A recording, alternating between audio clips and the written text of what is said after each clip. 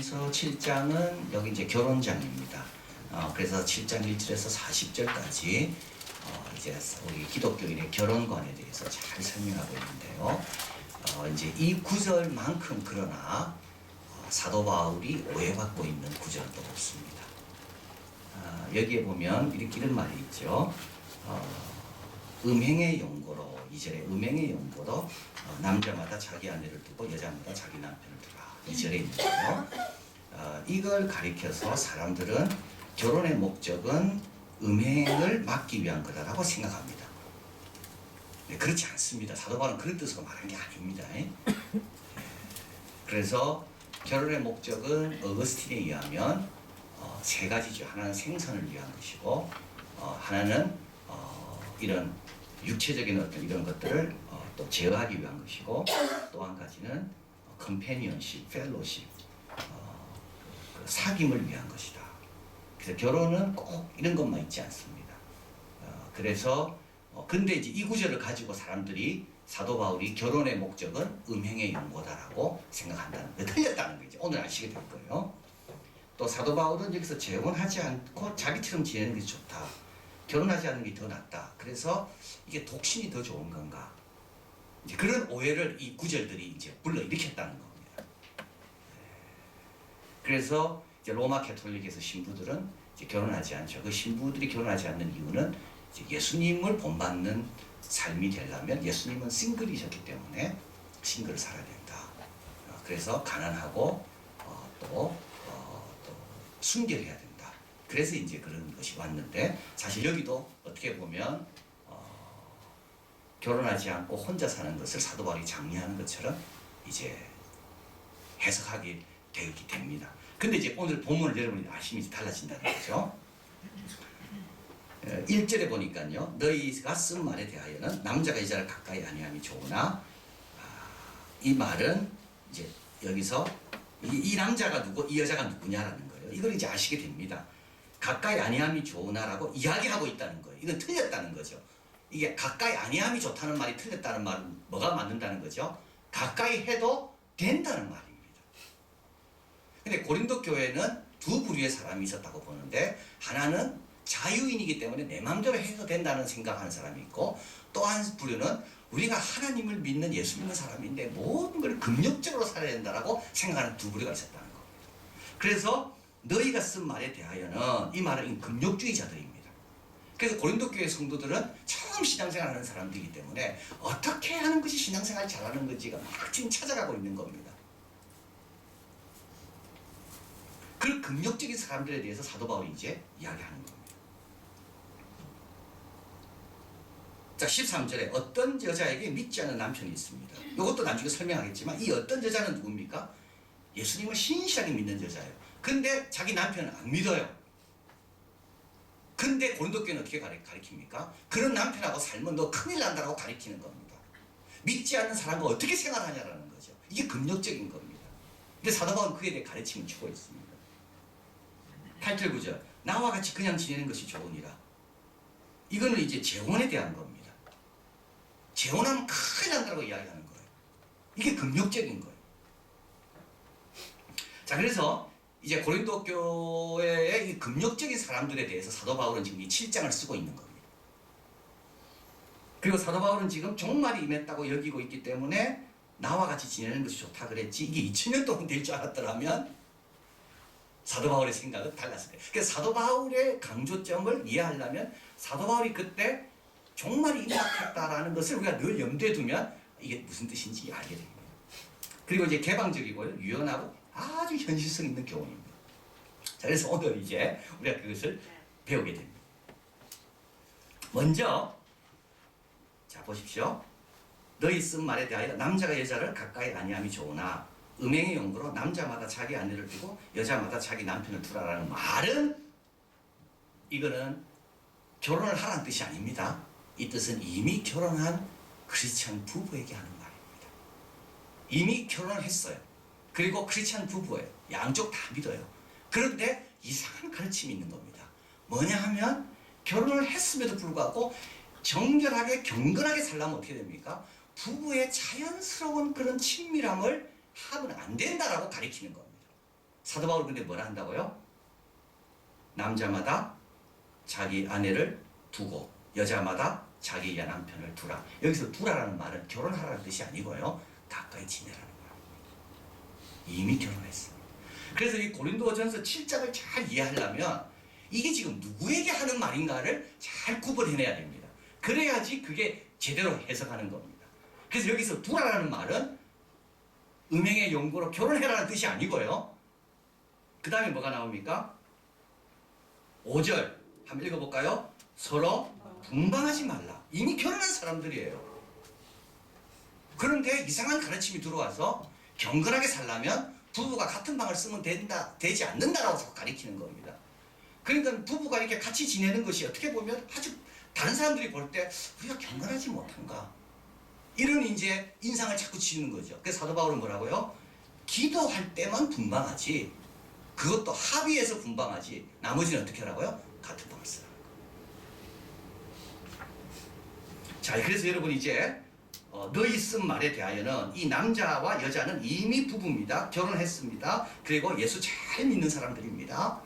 그런데 뭐라 말하면 가까이 하지 말라는 이런 잘못된 가르침에 대해서 음행의 연구라는 말은 뭡니까?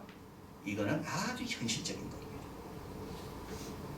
그러니까 사도 바울이 이 결혼에 대해서 우리에게 뭘 제안할 때 아주 추상적인 게 아니라 아주 현실적인 제안을 하거든요.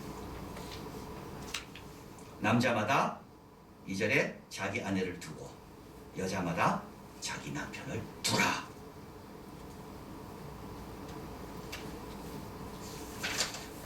자, 이제 무슨 말씀인지 알겠죠? 예, 그래서 부부가 잘 지내고 부부가 같이 즐거워하고 같이 기뻐하는 것은 전혀 영적으로 문제가 아니다. 전혀 문제가 아니다.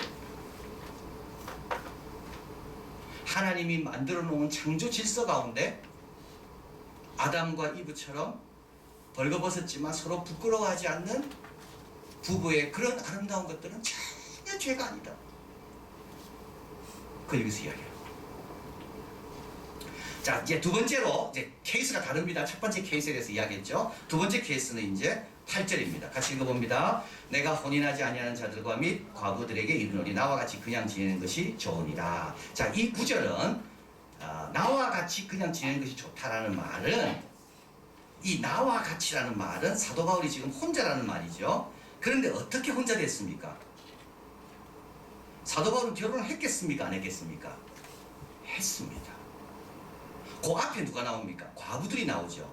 혼인하지 아니한 자들은 누굴까요? 과부의 반대말은, 아니 과부의 남성형은 뭡니까? 호랍입니다. 이 호랍을 지금 이야기합니다. 호랍이나 과부들에게 이르노니 나와 같이. 이 나는 누굴까요? 나도 뭐라고요? 나도 호랍이라는 말이에요. 사도 바울은 왜 혼자 됐을까요? 이거는 학자들에 의하면 사도 바울은 율법에 정통한 사람이기 때문에 율법을 잘 지킨 사람은 무조건 결혼해야 됩니다. 근데 사도 바울 결혼했겠죠? 율법을 잘 지키는 여자와. 근데 사도 바울이 예수님을 믿고 회심하면서 그 여자가 사도 바울을 원한다. 그래서 혼자 된 거예요.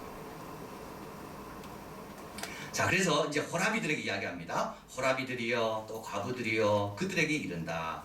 나도 호랍이다. 그러나 나와 같이 그네는 것이 좋다. 그러나 9절 뭐라고요? 만일 절제할 수 없거든. 뭐라고요? 여기서 혼인이란 말은 뭡니까? 재혼인 겁니다. 재혼인 거예요. 39절 한번 읽어봅니다. 아내가 그 남편이 살 동안에 매여 있다가 남편이 죽으면 자유하여 자기 뜻대로 시집 가시나 주 안에서만 할 것이니라. 재혼 허락하고 있는 겁니다. 주 안에서만 하면 돼요. 주 안에서만 하면 돼요. 그래서 사도 바울은 이제 종말이 임박했기 때문에, 그렇게 생각했기 때문에 나와 같이 지내는 것도 괜찮지만 그러나 절제할 수 없으면, 아주 현실적인 거죠. 아주 현실적인 겁니다. 그러면 재혼해라. 그러나 주 안에서만 해라. 첫 번째 경우는 뭡니까? 둘 다 예수님을 믿는 경우입니다. 이때 어떻게 돼요? 둘이 자연스럽게 하나님이 짝지어 주신 그 짝 서로 하나됨을 마음껏 누려라. 두 번째는 뭐죠? 혹시 혼자 됐는가? 그러면 어떻게 해요? 절제할 수 없으면 재혼해도 된다. 이게 재혼에 대한 가르침이에요. 그 다음에 이제 세 번째 이혼에 대한 겁니다. 그 케이스가 다릅니다. 이렇게 나누어야지 본문을 제대로 이해할 수 있다는 말씀입니다. 10절 11절 읽어봅니다. 혼인한 자들에게 내가 명하노니 여자는 남편에게 갈리지 말고 남편도 아내를 버리지 말라. 만일 갈릴지라도 그냥 지내든지 다시 그 남편과 화합하든지 하라. 자, 여기서 이혼은 무조건 나쁘다는 뜻이 아닙니다. 여기서 이혼을 무조건 나쁘다는 뜻이 아닙니다. 여기서 말하는 말은 이혼의 목적이 뭔가라는 거예요. 자, 보세요. 갈릴지라도 뭐라고요? 그냥 지내든지 다시 그 남편과 화합하든지 하라. 이 뜻은 뭡니까? 이혼의 목적이 뭘까요? 다른 사람과 살기 위해 이혼하는 겁니다. 그건 안 된다는 거예요.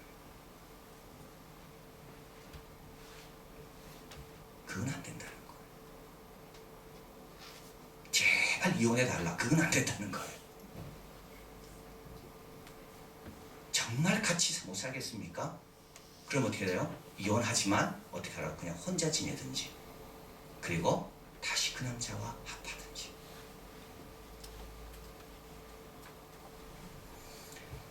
여기서 말하는 말은 다른 사람과 결혼하기 위해 이혼하는 것은 주님이 금하신다. 그러나 그 이외에 많은 경우가 있을 수가 있습니다. 그 이외에 많은 경우가 있을 수가 있어요. 남자가 폭력을 행한다든지, 남자가 사고를 당해가지고 그 다음 제정신이 아니에요. 그래서 자꾸 가정에 폭력을 하고 아내를 위험하게 만들어. 그럼 어떻게 해요? 같이 못 사는 거죠. 그런 걸 말하는 게 아닙니다. 여기서 이혼하지 말라는 말은 내가 다른 여자와 다른 남자와 살고 싶어서 내 지금 살고 있는 그 배우자와 이혼하는 것을 하지 말라는 뜻입니다. 그 이외의 것은요. 그 이외의 것은 우리가 잘 판단하기 어려워요. 얼마나 개방적인지 몰라요. 자, 그 다음에 이제 이게 중요한 거예요. 이제 예수님을 이제 이게 고린도 교회는 처음부터 예수 믿는 그 동네가 아니죠. 그리고 조상 대도를 믿어온 과정들이 아닙니다. 근데 사도 바울이 고린도 교회를 세우고 거기서 전도할 때 이제 부부 가운데 한쪽만 예수님을 믿게 됐어요. 그런 경우입니다. 한쪽만. 자, 12, 13절 읽어봅니다. 그 남은 사람들에게 내가 말하노니 이는 주의 명령이 아니라 만일 어떤 형제, 이 형제라는 말 믿는 사람입니다. 형제에게 믿지 아니하는 아내가 있어 남편과 함께 살기를 좋아하거든 저를 버리지 말며, 또 어떤 여자에게, 이거는 예수 믿는 자매입니다. 믿지 아니하는 남편이 있어 그 아내와 함께 살기를 좋아하거든 그 남편을 버리지 말며.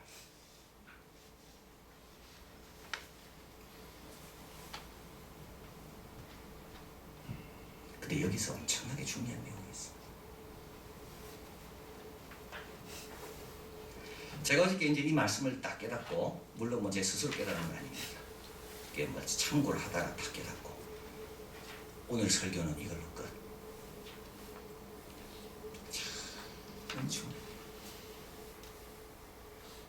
성경은요, 구약은 이렇게 이야기합니다. 속된 것이 거룩한 것에 영향을 미치는 게 강하겠습니까? 거룩한 것이 속된 것에 영향을 미치는 게 강합니까? 속된 것이 거룩한 것을 훨씬 더 쉽게 무너뜨립니다. 그죠? 악한 것이 선한 것보다 5배 세다 그랬습니다. 그래서 여러분, 내가 뭐 상처를 받았습니까? 그러면 이 상처를 해결하기 위해서는 좋은 걸 5배 경험해야지 그게 간신히 풀리는 게 인간입니다. 그래서 선한 것은 약합니다. 악한 것은 훨씬 쉽습니다. 선한 걸 끄집어내려면요 5배 노력을 해야 돼요. 악한 걸 끄집어내는 건 너무 쉬워요. 그게 선동가들이죠. 선동가들의 특징은 뭡니까? 남의 속에 있는 안종을 끄집어내는 게 선동가입니다. 지도자는요, 다른 사람이 있는 선한 걸 끄집어내는 게 지도자예요. 근데 다른 사람 속에 있는 선한 걸 끄집어내기는 너무 어렵습니다. 그래서 구약은 어떻게 가르치는가 하면, 제사장이, 거룩한 제사장이 어딜 가다가 속된 걸 만졌다는 거예요. 그러면은 거룩한 제사장이 이 속된 것을 거룩하게 만들겠냐, 이 속된 것이 제사장을 속되게 만들겠냐? 어느 거죠? 속된 것이 속되게 만든다. 조심하라는 말이에요. 그런데 가정은 달라요. 가정은 거룩한 것이 힘이 셉니다. 그래서 거룩한 아내가 믿지 않는 남편과 갈리지 말라는 말이에요. 정말 중요한 내용이에요. 가정은 다른 데와 다릅니다. 가정은 사회와 완전히 다른 게 여기에 있습니다. 그 증거가 있습니다, 여러분. 증거를 대라면 증거될 수 있어요. 그 증거가 뭡니까? 여기 나와 있죠. 14절 읽어봅니다. 믿지 아니하는 남편이 아내로 인하여 거룩하게 되고 믿지 아니하는 아내가 남편에 인하여 거룩하게 되나니. 그 다음 구절이 뭐죠? 그렇지 아니하면 너희 자녀도 깨끗이 못하리라. 그러나 이제 거룩하니라. 자녀는 누구 영향 많이 받습니까? 믿는 엄마 아빠의 영향을 더 받습니다. 똑같이 아버지하고 엄마하고 반반씩 안 믿어요. 반은 믿고 반은 안 믿어. 근데 이상하게 그 자녀들은 뭡니까? 신앙생활합니다. 여러분 대부분 한번 보십시오. 대부분 엄마가 믿고 아버지가 안 믿든, 아버지가 믿든 엄마가 믿든 안 믿든 이상하게 자녀들은요 믿음을 갖습니다. 왜 그럴까요? 가정은요 너희가 악한 자라도 자녀에게는 좋은 걸 줄 줄 알거든. 가정에서는 좋은 걸 아들에게 자녀에게 주길 원합니다. 그래서 가정에는 세상과 다르게 뭐가 더 세요? 거룩이 세다는 거예요. 정말 중요한 말씀이죠. 그래서 뭐라고요? 갈리지 말라는 거예요. 그 사람이 비록 거룩하지 못한다 할지라도 아내와 함께 살기를 원하면 믿는 아내들이여 갈리지 말고 믿는 남자들이여 갈리지 마라. 16절 읽어봅니다. 아내된 자여 내가 남편을 구원할지 어찌할 수 있으며 남편된 자여 내가 아내를 구원할지 어찌할 수 있으리요. 가정에서는 뭐가 더 세다고요? 거룩이 세다. 그게 가정만이 갖는 특별한 점입니다. 자, 그래서 사도 바울은 이미 결혼한 부부, 홀로 된 사람, 또 이혼에 대한 이런 것들, 그리고 믿는 사람과 믿지 않는 남편과 함께 사는 그런 가정, 그에 대해서 다 사도 바울이 크게 해당되는 말씀들을 따로따로 주고 있는 것. 자, 그럼 일반 규칙이 있습니다. 17절 같이 읽어봅니다. 오직 주께서 각 사람에게 나눠주신 대로 하나님이 각 사람을 부르신 그대로 행하라. 내가 모든 교회에 이와 같이 명하노라. 나눠주신 각 사람에게 나눠주신 거예요. 홀로 됐습니까? 홀로. 상처했습니까? 상처한 대로. 각 사람마다 다 형편이 다르다는 거예요. 각 사람마다 다 다르다는 거예요. 가정 형편은 다 다른 겁니다. 그 다음에 18절 한번 읽어봅니다. 할례자로 부름을 받았는 자가 있느냐? 무할례자가 되시냐며. 무할례자로 부르심을 받은 자가 있느냐? 할례 받지 말라. 엄청난 말. 19절 읽어봅니다. 할례 받는 것도 아무것도 아니요 할례 받지 않는 것도 아무것도 아니로되 오직 뭐라고요? 하나님의 계명을 지킬 따름이다. 하나님 계명 지키는 게 중요하지 내가 왜 할례자가 못됐나 그게 중요한 게 아니라는 거예요. 제가 대학 다닐 때 선교단체에서 훈련을 받았는데요. 그 선교단체는 좀 특별한 곳입니다. 우리 모두 다 형제자매다. 이걸 강조합니다. 그래서 이제 형제자매 그래서 부를 때 형제자매라고 불러요. 우리 신학교 다니는 우리 전도사님 또는 현지에서 목회하는 목사님이 왔어요. 그분에게 이야기합니다. 대단히 죄송한데 우리는 다 형제자매이기 때문에 그리스도 안에서 더 이상 목사로 안 부르고 형제로 부르겠습니다. 그게 불렀어요. 나도 그렇게 부르고 그게 뭐 대단한 줄 알았어. 그 못 받아들인 그 교만한 사람인 줄 알았어. 근데 여기 뭐예요? 할례자로 부름 받았느냐? 뭐가 되지 말라고요?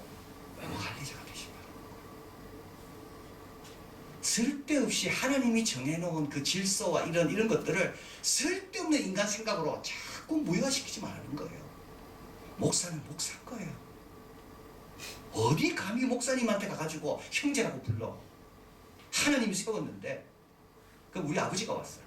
아버지, 여기는 형제자매라고 다 부릅니다. 지금부터 아버지라고 형제라고 부르는데 기분 나쁘면 기도 더 하셔야 됩니다. 여러분, 자연스럽습니까? 자연스럽지 않아요. 제가 그때 이 구절을 알았으면 그분 지금 어디 가서 뭐 하시는지 모르겠지만 그분 참 힘들었을 거예요. 할례자로 부름 받았습니까? 괜히 무할례자 된다면서 나는 이런 사람이라 그러지 말라는 거예요. 그러면 할례자로 살고, 무할례자로 부름 받았습니까? 그럼 또 할례 받으려고 하지 말고 하나님께는 뭐라고요? 아무것도 아니다.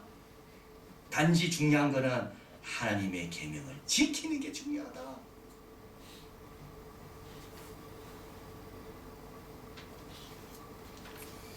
(21절) 내가 종으로 있을 때 부르심을 받았느냐? 염려하지 말라. 그러나 하나님께서 자유롭게 해줬습니까? 그럼 어떻게 해요? 자유를 또 누려라. 하나님께서 우리 부부를 부부되게 하셨습니까? 그러면 그걸 또 그냥 누리는 거예요.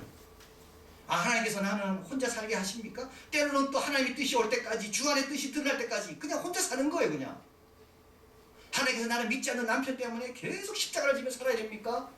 그럼 어떻게 해요? 또 그렇게 그냥 사는 거예요. 그냥 중요한 거는 뭐라고요? 하나님의 계명을 지키냐 안 지키냐가 중요하다는 거예요. 내가 어떤 배우자와 살고 있느냐가 중요한 게 아니에요. 내가 하나님의 계명을 지키는가. 24절 읽어봅니다. 형제들아 각각 부르심을 받은 그대로 누구와 함께 거하라고요? 하나님과 함께 거하는 게 중요하다고요. 하나님과 함께 거하는 게 중요한 거예요. 다시 말하면 일반적인 규칙 5번 다시 올라갑니다. 어디가 중요한 게 아니라 어떻게 사는가가 중요하다. 내가 어디에 속해 있는가, 내가 어디에 있는가가 중요한 게 아니라 어떻게 사는가가 중요하다. 내가 광야에 있어서 그 광야에서 하나님께서 길을 예비하신 걸 보며 살면 그거는 그보다 영광스러운 게 없는 거예요. 그러나 가나안 땅에 들어가도 욕심만 부리고 탐심만 일어나서 우상에 막 가고 있으면 그거는 절대 칭찬하는 삶이 아닌 겁니다. 근데 오늘날 우리 한국 사회는 뭘 자꾸 물어봅니까? 당신은 어디에 속했는가 자꾸 물어봐요. 근데 그건 틀린 말이에요. 당신은 어떻게 사는가가 중요해요. 당신은 하나님과 함께 사는 삶을 삽니까? 당신이 어떻게 사는가가 중요해요. 다윗은 양치는 목동이었습니다. 그러나 그 양을 그냥 치지 않습니다. 왕처럼 칩니다. 사울은 왕이었습니다. 그러나 사울은 그 위치에 있어도 다윗보다 훨씬 못한 마음으로 다윗 시기하면서 그 높은 자리에서 보내고 있는 거예요. 하나님은 우리에게 네가 어디에 있느냐 묻지 않을 겁니다. 네가 어떤 배우자와 사느냐 묻지 않을 거예요. 하나님은 네가 어떻게 사는가를 묻는 거예요. 어떻게 네가 사는가? 혼자라도 어떻게 살고, 부부라도 어떻게 살고, 네가 어떻게 사는가? 자, 그래서 우리도 18절 할례자로 부름 받았습니까? 무할례자가 되지 말고, 쓸데없는 금욕적인 거 가지고 쓸데없는 굴레를 씌우지 말고, 그렇다고 또 무할례자로 부름 받았습니까? 그럼 어떻게 해요? 또 할례자가 되려고 하지 말고 각자 위치에서 감사함으로 2달란트, 1달란트, 5달란트 각자 주신 그 분량에 맞게끔 열심히 감당하면 됩니다. 이것도 저것도 아무것도 아니다. 대단한 말씀입니다. 우리 주님께는 혼자 있으나 부부가 같이 있으나 믿지 않는 남편과 있으나 다 동일한 거예요. 그게 그렇게 중요한 게 아니에요. 그게 우리 주님이 중요한 건 뭡니까? 네가 하나님과 함께 하는가, 하나님의 말씀을 네가 지키면서 그 자리에 있는가, 그게 우리 주님께 중요한 거. 자, 그래서 우리도 여러분 남에 대해서 함부로 말하지 마시고 함부로 판단하지 마시고 그저 내가 있는 자리에서 나는 하나님과 함께하며 계명 잘 지키자. 그게 사도 바울이 우리에게 주시는 고린도전서 7장의 주 메시지입니다. 기도하겠습니다.